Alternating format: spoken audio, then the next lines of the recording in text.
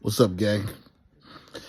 So as I sit here with my Snuggie, my giant Snuggie, um, very disappointed in the NFL about the Shedeur Sanders situation. But I gotta keep it real. Am I surprised? Absolutely not. Has the NFL always tried to hold back boisterous and confident black men? Yeah, they truly have. Um, Many of the analysts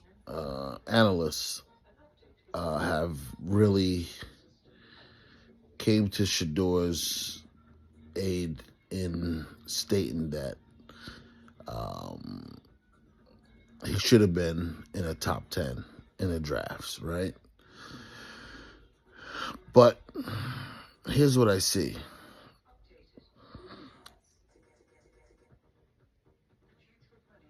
Dion stood by his son and went to bat for his son, stating that he wouldn't let him play for some shit team, shit organization in the NFL. That didn't sit right with the NFL, put it that way. With some of these, I'm going to say racist owners. And some of them that didn't like the fact that he said that he knows the inside and outs of the NFL. Did that hurt Shedeur? Yeah, definitely.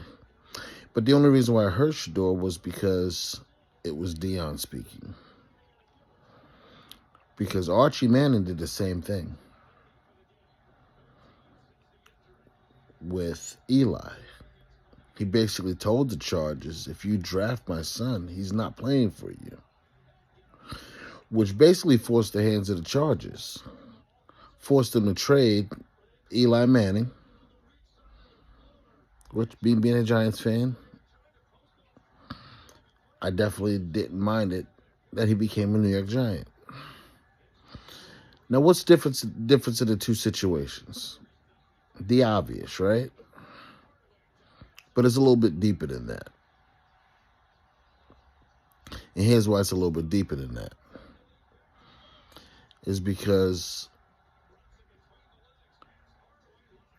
they're stating that Shedeur was cocky. So do you call that cocky or you call it confidence? I'll tell you what I call it. I call it being black in confidence and confident. See, with the people of power and that oppress us, they don't mind that we play sports. They don't mind that we dance. They don't mind that we sing. They don't mind when we get to the top, even inside of a corporation or CEO. What they don't like, they don't like when we're confident about our abilities and how we got there. And they hate it when we voice it. Because what it does is it makes them feel like, wow, we let this nigga get all the way to the top. And he's at the pinnacle. And now we need to pull his ass back down to let him know he's still just a nigga. Yeah. That's what this really comes down to, guys. So, this was a lesson they were teaching Shedeur. They were basically letting them know that, you got all the glitz and glamour, you got the NIL deal, you got $3 million while you're playing in college, you got all these fancy cars, all this bling.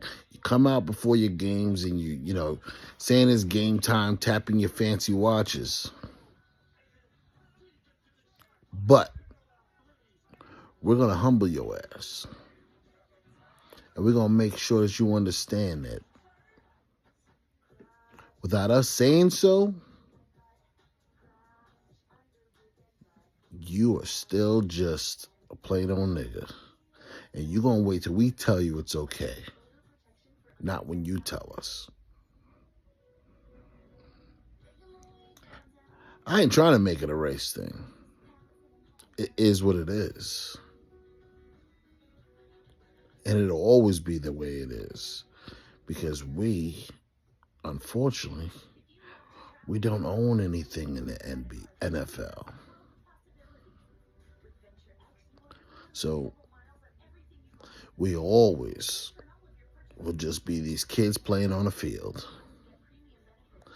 And the reason why it's easier for us to be successful in the NFL and in the NBA and baseball, because there's rules that don't change. And as long as we know the rules, we can beat them at their game. But the key is getting in the game, getting on the field. And that's all I got to say. You guys have a great Sunday. Stay blessed. Stay up. You know what to do. Share, comment, subscribe. Love you guys. Peace.